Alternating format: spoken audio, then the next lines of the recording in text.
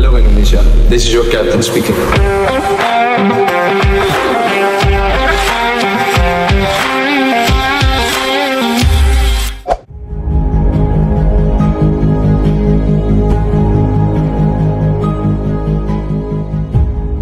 Apakah kalian pernah benar-benar bertanya, apa sebenarnya perbedaan paling mencolok antara strategi Patrick Kluivert dan Sintayong? Sebab sejauh ini publik melihat Patrick belum menampilkan sesuatu yang benar-benar kontras. Sementara kita semua tahu, Sintayong sudah paten dengan ciri khasnya. Formasi 3 bek sejajar, pertahanan yang disiplin, lalu menunggu satu momen emas untuk melancarkan serangan balik mematikan.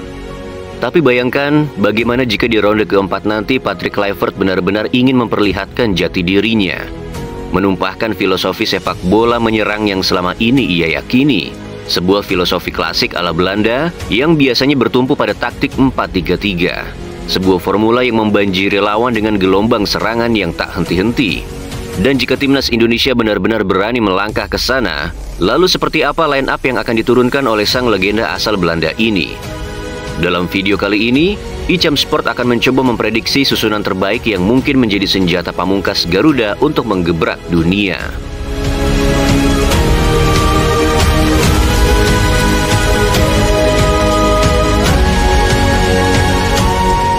Jika ada 2 pertandingan yang kelak akan menentukan arah takdir timnas Indonesia menuju Piala Dunia, maka tanpa ragu kita semua akan menunjuk laga melawan Arab Saudi dan Irak. Pertandingan yang bukan cuma berbicara tentang sepak bola, melainkan pertempuran nasib dan pertaruhan harga diri bangsa. Namun justru karena begitu krusialnya, laga itu tak boleh dijadikan ajang coba-coba. Patrick Kluivert tak boleh main-main, apalagi menjadikan duel genting itu sebagai laboratorium eksperimen.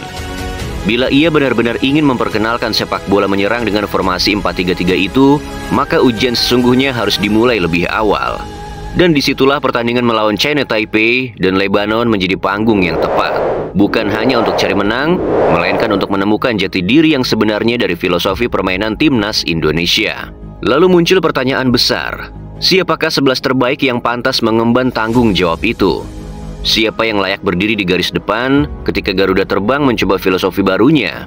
Maka inilah prediksi line up by Icam Sport. Dan di atas papan taktik penuh tekanan, satu formasi mulai ditata. Di bawah mistar nama itu tak terbantahkan. Dialah Emil Audero Mulyadi, penjaga gawang Serie A yang kini menjadi buah bibir sepak bola Italia. Dari momen heroiknya menepis tendangan Luka Modric dan menaklukkan AC Milan hingga mengantar klubnya menumbangkan Sassuolo. Dan lebih heroiknya lagi, Emil membuktikan bahwa kontribusinya untuk Cremonese benar-benar sevital itu. Dan Cremonese pun akhirnya bersanding di papan atas klasemen Serie A bersama Napoli, Juventus, dan AS Roma. Tapi yang membuat Emil istimewa tak hanya sebatas penyelamatan gemilangnya. Ada sesuatu yang lebih dalam, bagi kami ini benar-benar menyentuh hati. Saat dipanggil timnas, ia datang tanpa drama, tanpa alasan klasik fokus di klub. Tiba-tiba saja, ia sudah mendarat di Surabaya, berdiri sejajar bersama rekan-rekannya dan siap berjuang untuk merah putih. Dan ada satu pemandangan sederhana namun syarat makna. Saat mobil timnas berhenti dan para kiper turun satu persatu, Emil yang kini jadi pusat sorotan justru tak berjalan sendirian. Ia menunggu Hernando Ari, penjaga gawang yang menjadi pelapis dirinya, untuk turun bersama. Mereka lalu melangkah berdampingan, menembus sorak kerumunan, dan memasuki lapangan dengan bahu sejajar.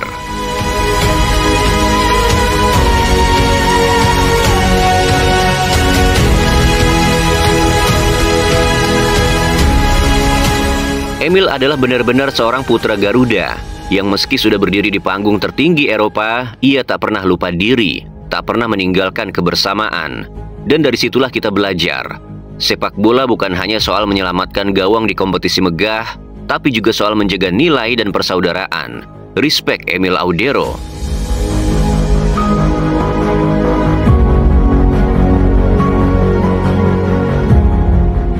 Di garis pertahanan akan berdiri 2 tembok kokoh, sebuah duet yang mungkin menuai perdebatan, namun bagi kami inilah kombinasi terbaik, Rizky Ridho dan Jay Itzes. 2 pemain dengan tipikal berbeda, namun saling melengkapi. Jay Itzes, dia itu sang pemimpin, seorang komandan lini belakang dengan kemampuan membaca permainan di atas rata-rata. Ia kuat dalam duel udara, tenang dalam tekanan, dan menjadi sosok pertama ketika bola-bola panjang lawan dilontarkan. Namun Jay bukan tanpa kelemahan. Ia terkadang kesulitan menghadapi bola-bola cepat yang menusuk di tanah, terutama saat adu sprint melawan striker lincah. Dan disitulah hadir sosok Rizky Ridho, si eksekutor, pemain yang bertugas menjadi pengawal garis terakhir. Ridho dengan disiplin marking ketat, agresivitas yang membara, serta kecepatan yang membuatnya nyaris mustahil dikalahkan dalam duel lari. Berkali-kali ia membuktikan bahwa striker lawan boleh mencoba menusuk, tapi jarang sekali ada yang bisa melewati Ridho tanpa benturan keras dan tanpa kehilangan bola. Ya, tentu saja nama-nama seperti Jordi Amat dan Justin Hubner siap menanti di bangku cadangan. Mereka pun punya kualitas, yang pasti juga punya pengalaman. Tapi jika bicara formasi dua bek sejajar, dua center back yang harus saling menutup ruang dan mengunci gerakan lawan, maka kami percaya hanya Itses dan Ridho yang pantas berdiri di sana. Satu membaca bahaya, satu menutup celah. Jay yang mengatur, Ridho yang mengeksekusi. Dan ketika keduanya bersatu, berdirilah pertahanan yang mungkin akan membawa kita ke Piala Dunia.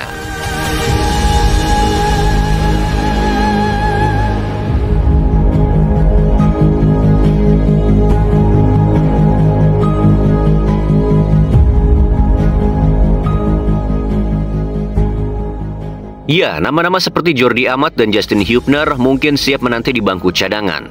Tapi formasi dua bek sejajar untuk formasi dua center back, kami percaya hanya pantas diisi oleh Jay dan Ridho, karena mereka adalah perisai Garuda.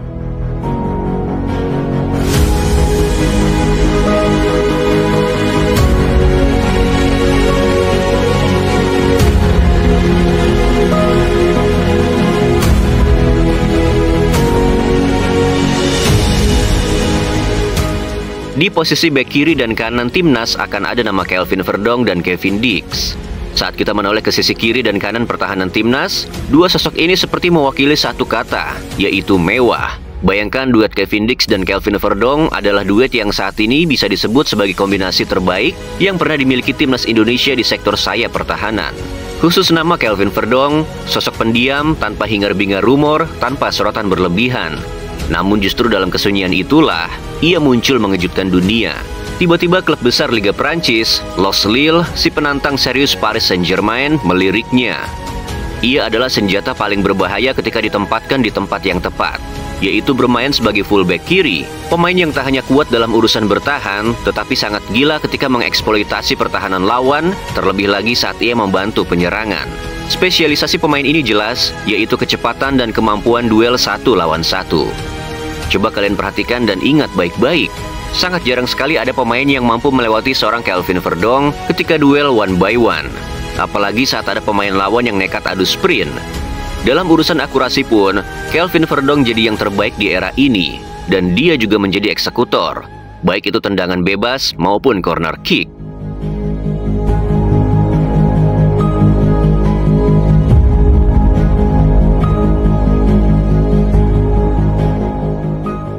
Di sisi kanan pertahanan Garuda, pemain Mönchengladbach akan mengambil alih. Dialah Kevin Dix. Memang Kevin kerap kali dihinggapi cedera hingga tak selalu reguler dan full bermain untuk timnas. Tapi inilah perbedaan antara pemain biasa dan mereka yang terlahir untuk jadi besar. Pemain Eropa seperti Kevin Dix tidak menyerah pada satu kendala. Ia memang kerap kali dihantam badai cedera, sungguh berkali-kali. Namun lihatlah, badai ini bukan hanya soal cedera yang begitu sering, tapi tentang bagaimana ia selalu mampu bangkit lebih kuat saat cedera itu menghantam tubuhnya.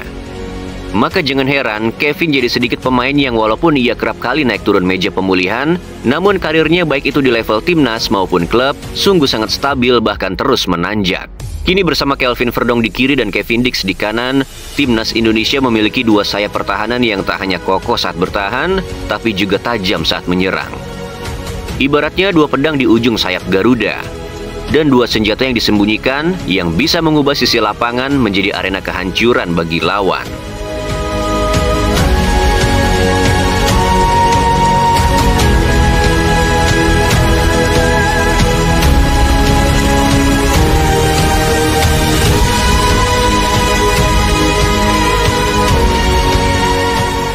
Kini kita melangkah ke jantung pertempuran zona tengah lapangan. Tempat di mana arah laga ditentukan dan nasib sebuah tim dipertaruhkan. Di sektor ini akan ada tiga punggawa Garuda yang saling menopang. Joy Pelopessi, Tom Hai, dan Ricky Kambuaya. Tom adalah arsitek, Joy adalah penghancur, dan Ricky Kambuaya adalah penopang keduanya. Tom adalah sang kreator, otak serangan timnas Indonesia. Sementara Joy adalah penjaga gerbang terakhir sebelum lawan menyentuh jantung pertahanan kita. Dan Ricky yang menyempurnakan peran Tom dan membantu peran seorang Joey Pelopesi. Satu mengukir, yang satu menggempur. Dan yang satunya lagi menopang keduanya. Dan peran mereka bertiga bukan hanya penting, mereka ibarat kata adalah fondasi. Siklusnya sederhana, Joy atau Ricky menjalankan satu tugas mulia, yaitu rebut saja bola dan serahkan kepada Tom. Dan jika Tom mendapatkan bola, maka Ricky Kambuaya akan berlari kencang ke depan untuk ikut membuka ruang. Sederhana bukan? Tapi di sanalah letak kekuatan mereka. Dengan Joy dan Kambuaya yang berdiri kokoh dalam menghentikan setiap serangan dari sektor tengah, Tom akan mendapat ruang. Bukan hanya sekadar space, melainkan ruang untuk berpikir, untuk mengimajinasikan, dan untuk mengukir serangan demi serangan. Dan adanya Ricky dengan kemampuan yang bisa menusuk pertahanan lewat akselerasi, sungguh ini akan menciptakan banyak opsi bagi Tom dalam melepaskan umpan progresif ke depan. Sebuah kombinasi yang tak hanya mengubah permainan, tetapi juga mengubah harapan menjadi hidup, bahkan bisa mengubah sejarah. Dalam laga melawan China Taipei dan Lebanon, sungguh kita menantikan kombinasi trio ini benar-benar dicoba dan dipertontonkan.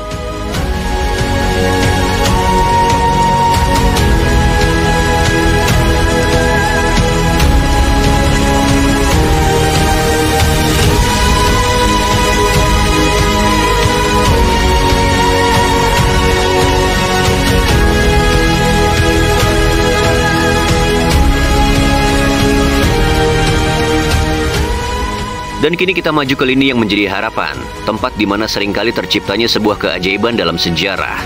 Ya, merekalah para pemain depan. Dan ada pun 3 nama yang akan menjadi mimpi buruk bagi setiap lawan yang mencoba menahan laju Indonesia. Dialah Ragnar Uratmangun, Mauro Zylstra, dan Miliano Yonathans. Ketiga pemain ini punya karakter masing-masing.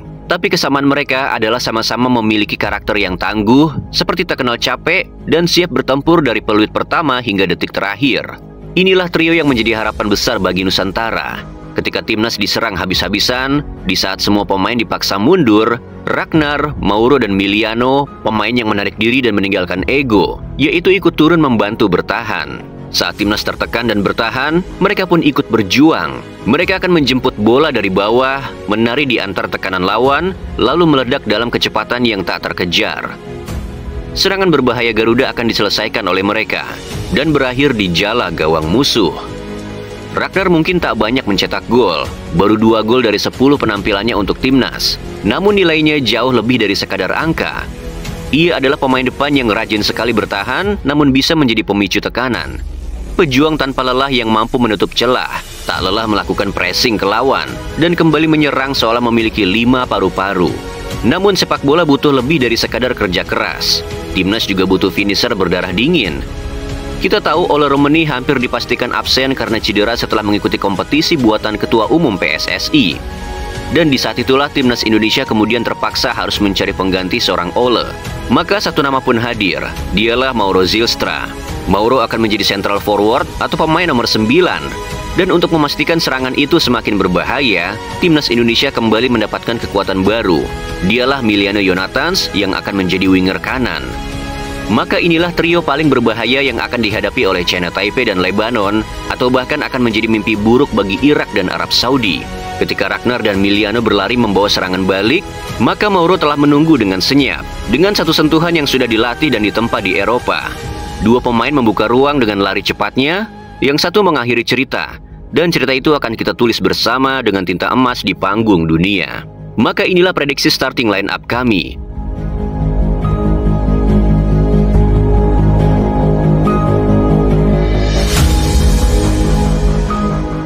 Kesebelasan terbaik yang dimiliki timnas Indonesia jika ingin mencoba sebuah formasi menyerang 4-3-3. Pertandingan melawan Irak dan Arab adalah nyawa. Namun pertandingan melawan Taipei dan Lebanon adalah ujian awal. Sebuah ujian yang jadi tolak ukur apakah kita sudah layak menang dan menghancurkan lawan di ronde keempat nanti. Kita punya kiper dan pemain bertahan yang sungguh mewah. Kita punya lini tengah yang komplit. Dan kita punya lini depan yang eksplosif. Kita tak datang untuk menonton sejarah. Kita datang untuk menulisnya dengan air mata, keringat, dan semangat yang tak pernah padam. Dan inilah saatnya untuk Garuda membuktikan diri, dan dengan semua itu kita tak akan berhenti untuk menggaungkan, bersiaplah dunia, Indonesia segera menerkam.